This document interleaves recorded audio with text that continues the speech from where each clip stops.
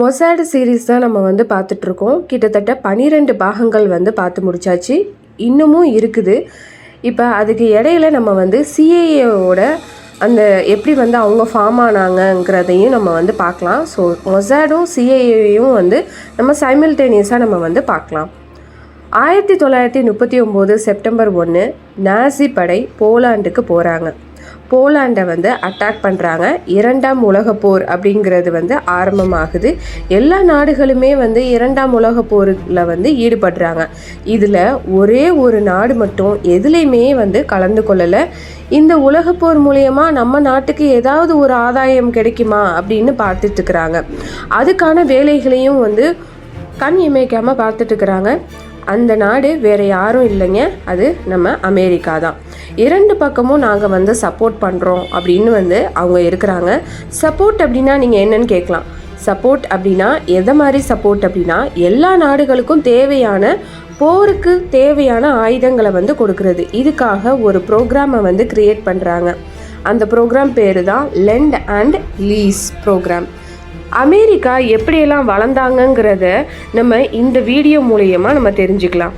1939 2ஆம் உலகப் போரும் ஆரம்பமாகுது. ஹிட்லர் அவருடைய அந்த நாசி படைகளை எல்லா நாட்டையும் வந்து அழிச்சிட்ருக்கிறாரு.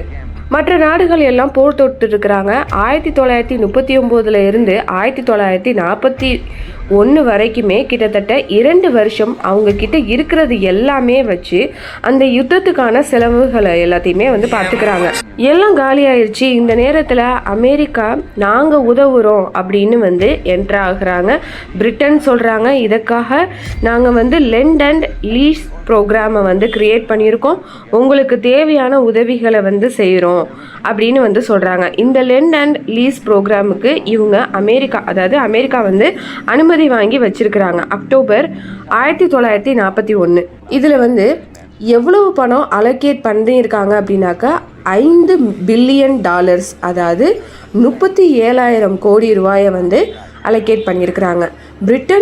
பிரிட்டனுக்கு மட்டும் 6 லட்சம் கோடி ரூபாயை வந்து தரேன் அப்படின்னு சொல்லி இந்த அமெரிக்கா வந்து சொல்கிறாங்க. அது வந்து பணமாக கொடுக்கறதுக்கு கிடையாது, பொருளாக வந்து அனுப்பி வைப்பாங்க. அதாவது ஆயுத உதவிகள், மெடிக்கல் ப்ராடக்ட்ஸ் எல்லாமே வந்து அந்த பொருட்களாக வந்து அனுப்புவாங்க. அதுக்கான செலவு கணக்கை வந்து எழுதி வச்சுப்பாங்க.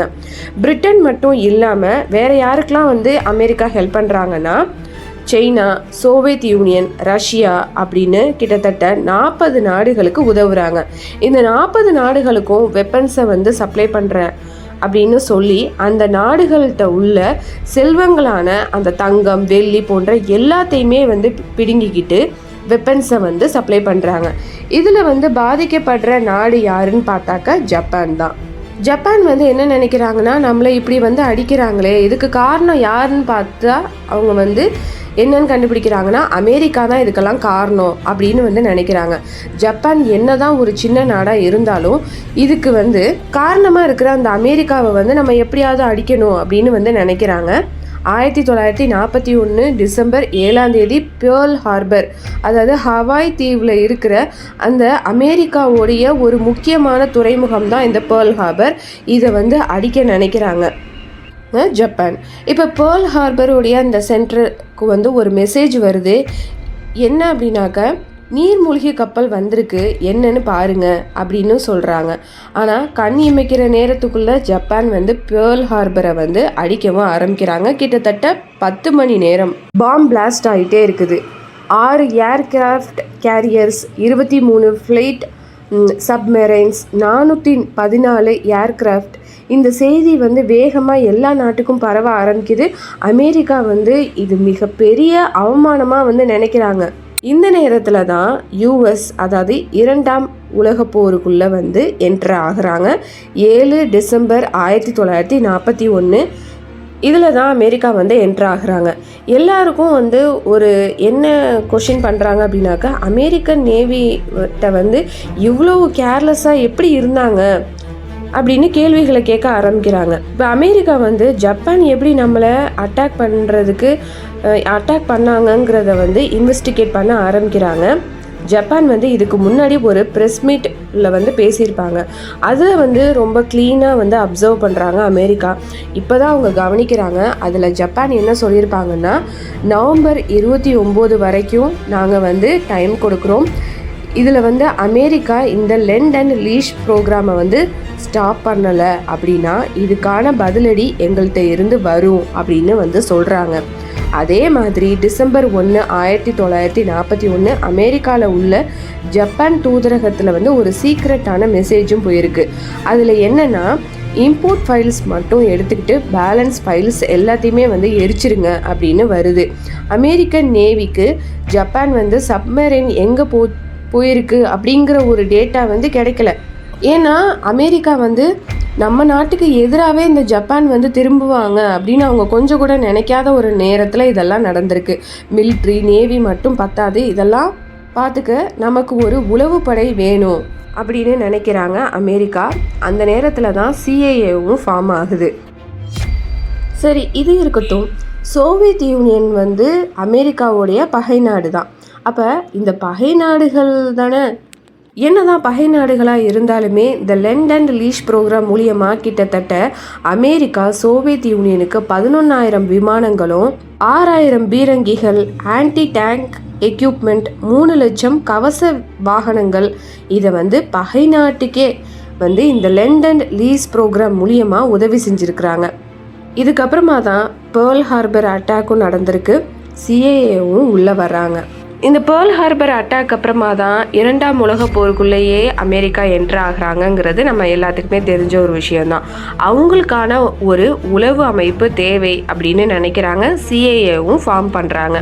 இந்த பேர்ல் ஹார்பர் அட்டாக்குங்கிறது சாதாரணமான ஒரு விஷயம் கிடையாது. ஏன்னா அமெரிக்கா படையுடைய ஒரு முழு பலமும் எங்கே இருக்குதுன்னா அந்த பேர்ல் ஹார்பர் அதில் தான் வந்து இருந்துச்சு. அப்போ அமெரிக்கா இப்போ ஒரு விஷயத்தை பார்க்குறாங்க. நீர்மூழ்கி குண்டுகள் எப்படி ஜப்பான் வந்து தயாரிச்சாங்க, ஜப்பானுடைய டெக்னாலஜி அந்த அளவு பெருசானதா அப்படின்னு வந்து நினைக்கிறாங்க. அப்போது ஜப்பானியர்களுடைய அந்த 1 மாதத்துக்கு முன்னாடியே வந்து ஜப்பானியர்கள் வந்து என்ன பண்ணுறாங்கன்னா இந்த நீர்மூழ்கி குண்டுகளை வந்து தயாரிச்சிடுறாங்க. அப்போ பேர்ல் ஹார்பர் அப்படிங்கிறது ஆழமான ஒரு துறைமுகம் கிடையாது, அது வந்து ஷாலோ வாட்டர் தான். ஆழம் குறைந்த பகுதியில் நீர்மூழ்கி குண்டு வந்து சரியான இலக்கை வந்து அடையணும் அப்படிங்கிறது ஒரு சாதாரணமான விஷயமே கிடையாது. ஸ்பெஷலைஸ்டு டார்போடஸ் தான் வந்து தேவை. அதாவது ஸ்பெஷலான நீர்மூழ்கி குண்டுகளை வந்து உருவாக்கியிருக்கணும். இதை வச்சு தான் பேர்ல் ஹார்பரை வந்து அட்டாக் பண்ணியிருக்கிறாங்க ஜப்பான்.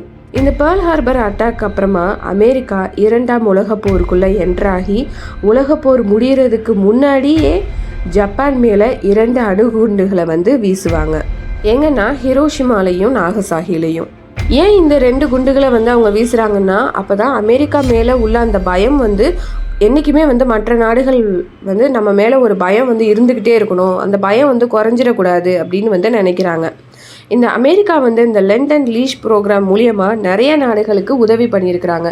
எங்கே நம்மளை வந்து ஒரு குட்டி நாடு தாக்கிருச்சு அப்படிங்கிறது வந்து மற்ற நாடுகள் நம்ம மேலே இருக்கிற ஒரு பயம் வந்து குறைஞ்சிருச்சுன்னா இது வந்து நல்லது கிடையாது அப்படின்னு வந்து அமெரிக்கா வந்து நம்புகிறாங்க. இதனாலேயே வந்து எங்கள் அமெரிக்காவுக்கு எதிரி நாடுகள் உருவாகிருமோ, இதுக்கு இது ஒரு காரணமாக அமையக்கூடாது அப்படின்னு நினைக்கிறாங்க யூஎஸ். அப்போ நீங்கள் இங்கே ஒரு இடத்துல ஒரு கொஷின் கேட்கலாம். அப்போ 1941 டிசம்பர் 7 வரைக்குமே யூஎஸ்க்கு வந்து உளவுத்துறை அப்படிங்கிறது கிடையாதான்னு கேட்டால் அது அப்படி கிடையாது. 1940 1945 வரைக்குமே அமெரிக்காவோட பிரசிடெண்ட்டாக இருந்தது யாருன்னா ஃப்ராங்க்லின் டெலனோ ரூஸ்வெல்ட்.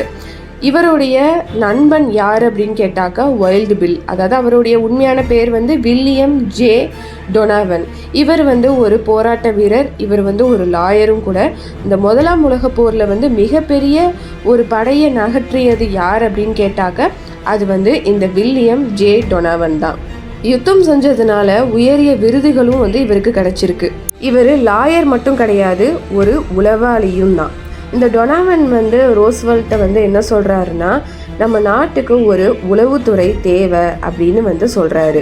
எந்தெந்த நாடு எப்படி எப்படி யோசிக்கிறாங்கங்கிறத நம்ம வந்து தெரிஞ்சுக்கணும் அப்படின்னு வந்து சொல்கிறாரு. 1941 டிசம்பர் 6 வரைக்குமே என்ன வந்து நினைக்கிறாங்க அமெரிக்கானா, போர் வந்து நம்ம நாட்டுக்குள்ளே வரவே வராதுன்னு நினைக்கிறாங்க. ஆனால் டிசம்பர் 7 1941 பேர்ல் ஹார்பர் அட்டாக் அப்புறமா அந்த நிலைமை வந்து தலைகீழாக மாறுது.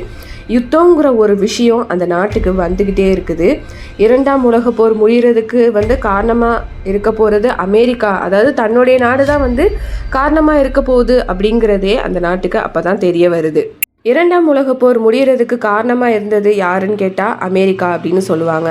இந்த 2ஆம் உலக யுத்தத்தில் பல உயிர்களை வந்து காப்பாற்றியது யாருன்னு கேட்டாக்க அப்பையும் அமெரிக்கா அப்படின்னு தான் சொல்லுவாங்க. ஆனால் இந்த 2ஆம் உலக போர் இத்தனை வருடங்கள் நீண்டதுக்கு காரணம் யாருன்னு கேட்டால் அதுவும் அமெரிக்கா தான். இது யாருக்குமே தெரியாது. இப்போ டொனாவன் வந்து என்ன சொல்கிறாருன்னா, இந்த உளவுத்துறை வேணும், நம்ம நாட்டுக்குன்னு ஒரு உளவுத்துறை வேணும் அப்படின்னு வந்து அவர் சொல்கிறாரு. அப்போ தான் COI, அதாவது குவாடினேட்டர் ஆஃப் இன்ஃபர்மேஷன் அப்படிங்கிற ஒரு உளவுத்துறையை வந்து ஆரம்பிக்கலாம் அப்படின்னு நினைக்கிறாங்க. இந்த COI அப்படிங்கிறது என்னென்னா, வெளிநாடுகளில் வந்து என்னெல்லாம் செய்கிறாங்கங்கிறத பார்ப்பாங்க. இது வந்து டொனாவன் கட்டுப்பாட்டில் வந்து இயங்கியிருக்கு. இப்போ இது வந்து மூலியமாக என்னெல்லாம் அவங்க வந்து தெரிஞ்சுக்கிறாங்கன்னா, முதல்ல வந்து அந்த ஹிட்லரை மட்டும் வந்து கண்காணிச்சுக்கிட்டே இருக்கிறாங்க. இவரை பற்றின இன்ஃபர்மேஷன் மட்டும்தான் அவங்க வந்து சேகரிக்கிறாங்க. யார்? COI வந்து இந்த இன்ஃபர்மேஷன்ஸ் மட்டும்தான் சேகரிக்கிறாங்க. மற்ற நாடுகளை பற்றிலாம் அவங்க வந்து பெருசாக எதுவுமே வந்து கண்டுக்கலை. முதல்ல வந்து அவங்க டார்கெட் பண்ணுறது என்னென்னா, ஹிட்லர் என்னெல்லாம் செய்கிறாரு அப்படிங்கிற ஒரு விஷயத்தை மட்டும்தான் சேகரிக்கிறாங்க. ஆனால் இந்த COIயில் வேலை பார்க்குறவங்கள வந்து ஒரு மனிதராக கூட மதிக்கலை இந்த அமெரிக்காவுடைய இராணுவமும் அமெரிக்காவை ஆண்டவங்களும். 1941 ஜூலையில் வந்து ஆரம்பிக்கிறாங்க. 1941 டிசம்பர் 7 அந்த பேர்ல் ஹார்பர் அட்டாக் வந்த உடனே டொனாவன் வந்து கேட்குறாரு, இப்போ பார்த்தீங்களா, இதுக்காக தான் நான் வந்து சொன்னேன் உளவுத்துறை அப்படிங்கிறது வேணும், இதுக்காக நான் வந்து ஐடியா கொடுக்குறேன், ஒரு உளவுத்துறை வந்து எப்படி இருக்கணும், எப்படி இயங்கணும் அப்படிங்கிற ஒரு ஐடியாவை ஃபுல்லாகவே நான் ஸ்கெட்ச் போட்டு தரேன் அப்படின்னு வந்து சொல்கிறாரு. இப்போ இந்த டொனாவனை பார்த்து பயப்படுறாங்க. எங்கே இவர் வந்து மற்ற நாட்டுக்கு வந்து ஆதரவாக போயிடுவாரோ அப்படின்னு நினச்சி பயப்படுறாங்க. உளவு பிரிவு வந்து கொண்டுட்டு வரலாம், ஆனால் அது வந்து இந்த யுத்தத்துக்கானதா மட்டும்தான் வந்து இருக்கணும் அப்படின்னு வந்து சொல்கிறாங்க. அதுக்கப்புறமா OSS, அதாவது ஆஃபீஸ் ஆஃப் ஸ்ட்ராட்டஜி சர்வீஸ் அப்படிங்கிறத வந்து கொண்டுட்டு வர்றாங்க. 1942 ஜூனில் வந்து இதை வந்து அமல்படுத்துகிறாங்க. இந்த அமைப்புக்கு வந்து நிறைய கட்டுப்பாடுகளும் வந்து கொண்டுட்டு வராங்க. ஏன்னா ஆல்ரெடி வந்து FBI வந்து இருக்குது. ரகசிய செய்திகளை எல்லாமே வந்து இவங்க வந்து கவனிச்சிட்டு இருக்கிறாங்க. அப்போ FBI அதிகாரிகளுக்கும் இந்த OSSல உள்ள அந்த உளவுத்துறையில் உள்ளவங்களுக்கும் எந்த ஒரு பிரச்சனையும் வரக்கூடாது அப்படின்னு வந்து நினைக்கிறாங்க. இந்த OSSட்ட வந்து என்ன சொல்கிறாங்கன்னா, உங்களுடைய வேலை என்ன அப்படின்னா வெளிநாடுகளை மட்டும்தான் நீங்கள் பார்க்கணும், இந்த உள்ளூர் விவகாரங்களில் நீங்கள் வந்து தலையிடக்கூடாது அப்படின்னு சொல்லி நிறைய ரெஸ்ட்ரிக்ஷன்ஸை வந்து கொண்டுட்டு வர்றாங்க. இப்போ இந்த 2வது வேர்ல்டு வார் முடிஞ்ச உடனேயே இந்த OSSஐ வந்து கலைச்சிடுறாங்க. இப்போ இந்த 2ஆம் உலக போர் நடந்ததுக்கப்புறமா இந்த OSSஐ வந்து கலைச்சது யார் அப்படின்னா, அன்றைய அந்த பிரசிடெண்ட்டான அந்த ட்ரூமன் தான் வந்து இதை செய்கிறாரு. ஆனால் அப்போ 12 ஏப்ரல் 1945 வரைக்குமே யார் இருந்தார்னா ரோஸ்வெல்ட் தான் இருப்பார். அவர் இறந்துருவார். அதுக்கப்புறமா யார் வந்து பிரசிடெண்ட்டாக வர்றாங்கன்னா ட்ரூமன் தான் வருவார். அவர் வந்ததுக்கப்புறமா இந்த OSSங்கிறத வந்து கலைச்சிடுவார். இவங்க வந்து இந்த ஸ்பை ஏஜென்ட் வந்து நமக்கு வேணாம் அப்படின்னு சொல்லும்போது டொனாவன் வந்து இதை மறுக்கிறாரு. இந்த போருக்கு பின்னாடி நமக்கு நிறைய எதிரிகள் வந்து இருக்கிறாங்க, அதனால் நமக்கு கண்டிப்பாக உளவுத்துறை அப்படிங்கிறது கண்டிப்பாக வேணும் அப்படின்னு வந்து சொல்கிறாங்க. ஆனால் இவங்க வந்து கேட்கல. ஒரு கட்டத்தில் வந்து சோவியத் ரஷ்யா அமெரிக்காவுக்கு எதிராக வந்து ஒரு திட்டம் வந்து போடுறாங்க. இது வந்து அமெரிக்காவுக்கு தெரிய வருது. இந்த சோவியத் ரஷ்யா வந்து எப்படி ஸ்பிட் ஆச்சு அப்படிங்கிறது நம்ம ஆல்ரெடி வந்து நம்ம வீடியோ வந்து போஸ்ட் பண்ணியிருக்கோம், அதை பார்க்காதவங்க பாருங்கள். இப்போ இந்த சோவியத் யூனியன் ரஷ்யாவில் வந்து என்ன நடக்குது அப்படிங்கிறது யாருக்குமே தெரியாது. அந்தளவுக்கு வந்து அந்த நாடு வந்து ரகசியமாக வந்து எல்லாமே செய்வாங்க. அப்போ இந்த 2ஆம் உலக போருக்கு அப்புறமா அமெரிக்கா வந்து அந்த அணு ஆயுதத்தை வந்து பயன்படுத்தியிருக்கிறாங்க அப்படிங்கிறதெல்லாம் இந்த சோவியத் ரஷ்யாவுக்கு வந்து தெரியுது. அப்போ சோவியத் யூனியன் வந்து என்ன நினைக்கிறாங்கன்னா, நம்ம வந்து அமெரிக்காவுக்கு 100 மடங்குக்கு மேலே நம்ம வந்து அவங்கள விட நம்ம வந்து டெக்னாலஜியில் வந்து முன்னிலையில் இருக்கணும் அப்படின்னு நினைக்கிறாங்க. அணு ஆயுதம் செய்கிற அந்த இதில் வந்து ரிசர்ச்சில் வந்து இறங்குறாங்க. அவங்க வந்து ரிசர்ச் எப்படி, அதாவது அந்த ரஷ்யாவில் வந்து என்னென்ன ரிசர்ச் வந்து எப்படி பண்ணுறாங்க, என்ன செய்கிறாங்கங்கிறது இந்த அமெரிக்காவுக்கு தெரியல. இப்போ இதெல்லாம் அவங்க தெரிஞ்சுக்கணுன்னா அமெரிக்காவுக்கு ஒரு உளவு பிரிவுங்கிறது தேவை. இப்போ ட்ரூமன் வந்து டொனாவனை வந்து அழைக்கிறாரு. நமக்கு வந்து உளவுத்துறை வேணும், ரஷ்யாவில் என்ன செய்கிறாங்க அப்படிங்கிறது நமக்கு தெரியல, அதனால் நமக்கு ஒரு உளவுத்துறை வேணும் அப்படின்னு வந்து சொல்கிறாரு. ரஷ்யாவில் வந்து என்ன நடக்குதுன்னு தெரிஞ்சே ஆகணும். ஏன்னா நம்ம நாட்டுக்கு எதிராக வந்து யாராவது செயல்பட்டாங்கன்னா நமக்கு அது தெரியாமல் போயிடும். கம்யூனிசம் வந்து எங்கே வந்தாலும் நம்ம வந்து அதை அழிக்கணும் அப்படின்னு வந்து சொல்கிறாரு. கம்யூனிசத்துக்கு வந்து ஆதரவு தர்ற நாடுகள் வந்து நம்மளுடைய அந்த எதிரி நாட்டோட லிஸ்ட்டில் வந்து சேர்த்துடணும் அப்படின்னு வந்து அமெரிக்கா வந்து சொல்கிறாங்க. அமெரிக்காவுக்கு எதிராக யாரெல்லாம் செயல்படுறாங்களோ அவங்களெல்லாம் நம்ம வந்து தூக்கிடணும் அப்படின்னும் அவர் சொல்கிறாரு. டொனாவனை வந்து அமெரிக்காவை நீங்கள் வந்து பாதுகாத்துக்கோங்க அப்படின்னு வந்து சொல்லலை, அமெரிக்காவை பாதுகாக்கிறதுக்காக நீங்கள் மற்ற நாடுகளை அழிக்கலாம் அப்படின்னு வந்து சொல்கிறாங்க. அதுக்காக மற்ற நாட்டு அரசியல் தலையிடுதலில் கூட நீங்கள் வந்து தலையிட்டுக்கலாம். அமெரிக்காவுக்கு வெளியில் இந்த சிஏஏ வந்து என்னன்னாலும் செய்யலாம் அப்படிங்கிற ஒரு பவரை வந்து கொடுக்குறாங்க. இப்போ இந்த சிஏஏல வந்து யாரெல்லாம் வந்து ரெக்ரூட் பண்ணுறாங்கன்னா, இந்த யூனிவர்சிட்டிஸில் வந்து ஹை மார்க் எடுத்துருக்குறப்பாங்கல்ல அவங்கள தான் வந்து இந்த சிஏஏல வந்து ரெக்ரூட் பண்ணுறாங்க. மார்க் வந்து ஹையாக எடுத்தால் போதுமா, அவங்க வந்து நல்லா வேலை பார்த்துருவாங்களான்னு கேட்டால் அது கிடையாது. அவங்க வந்து அப்படி பண்ணலை. அதை வந்து கொஞ்சம் வருடங்களுக்குள்ளேயே அவங்க வந்து தெரிஞ்சுக்கிறாங்க. இப்போ மார்க் எடுத்தவங்கள மட்டும் தான் இந்த ஸ்பை வேலையில் வந்து பார்க்க முடியுமா அப்படிங்கிறது வந்து ஒரு கேள்விக்குறியாகுது. அப்போ சாதாரண மனிதர்களால் கூட இந்த ஸ்பை ஏஜென்ட் இந்த வேலையை வந்து பார்க்கலாம் அப்படிங்கிறத அவங்க தெரிஞ்சுக்கிட்டு இந்த ஹை மார்க் எடுத்தவங்கள வந்து அகற்றுறாங்க. இப்போ இந்த ஓஎஸ்எஸ் அப்படிங்கிறது சிஐஜி அப்படின்னு மாறுது, சென்ட்ரல் இன்டெலிஜென்ஸ் குரூப் அப்படின்னு மாறுது. அதுக்கப்புறமா கொஞ்ச நாட்களுக்கு அப்புறமா இதோடைய பேர் வந்து பேர் மாற்றம் செஞ்சு சென்ட்ரல் இன்டெலிஜென்ஸ் ஏஜென்சி, அதாவது சிஐஏ அப்படின்னு வந்து கொண்டுட்டு வர்றாங்க. 1947 செப்டம்பர் 18 சிஐஏ அமைப்பு வந்து உள்ளே வருது. ஃபாதர் ஆஃப் சிஐஏ யார் அப்படின்னாக்க இந்த டொனாவன் தான். இவங்களுடைய அந்த கோட்பாடுகள் என்ன அப்படின்னாக்க, எதிரி நாட்டை வந்து நம்ம அழிக்கலாம், இந்த சோவியத் யூனியன் ரஷ்யாவை வந்து ஸ்பிளிட் பண்ணணும், கம்யூனிசம் வந்து உள்ளே வரவே கூடாது, கம்யூனிசத்தை வந்து நம்ம வளர விடவே கூடாது, பிற நாடுகளில் வந்து அந்த ஆட்சி கவிழ்ப்பை வந்து நம்ம ஏற்படுத்தலாம். இதுக்காக அவங்க எந்த மாதிரி ஆப்ரேஷன்ஸ்லாம் வந்து நடத்தியிருக்கிறாங்க, அதுக்காக அவங்க எப்பேற்பட்ட ஆட்களை வந்து ரெக்ரூட் பண்ணியிருக்கிறாங்க அப்படிங்கிறது எல்லாம் நம்ம அடுத்தடுத்த வீடியோவில் பார்க்கலாம். கிட்டத்தட்ட 22,000 ஆட்கள் வந்து ஒரு ஃபுல் டைம் எம்ப்ளாயீஸாகவே வந்து இந்த சிஏஏக்காக வேலை பார்த்துட்டும் இருக்கிறாங்க. இந்த பேர்ல் ஹார்பர் அட்டாக்ல வந்து ஒருத்தர் வந்து பிளான் போட்டு கொடுத்துருப்பாரு, அட்மிரல் ஐசர்கோ எமாட்டோட்டோ. இவரை வந்து ஒரு விமானத்தில் வச்சு சுடுறாங்க அமெரிக்கா. இந்த பிளானை எக்ஸிக்யூட் பண்ணுறதுக்கு ஒருத்தர் வந்து ஸ்கெட்ச் போட்டு கொடுத்துருப்பாரு. அவர் பேர் வந்து ஹெடிகோ டோஜோ. இவரை வந்து 1948 வந்து ஒரு போர் கைதியாக வந்து கைது பண்ணி கொள்கிறாங்க இந்த அமெரிக்காவுடைய சிஐஏ. இதுக்கப்புறமா அவங்களுடைய ஆப்ரேஷன்ஸ்லாம் ரொம்ப பயங்கரமாக இருக்குது. நம்ம அதை வந்து அதுக்கு அடுத்தடுத்த வீடியோவில் பார்க்கலாம். சைமல்டேனியஸாக இந்த மொசாடை பற்றியும் நம்ம பார்க்கலாம்.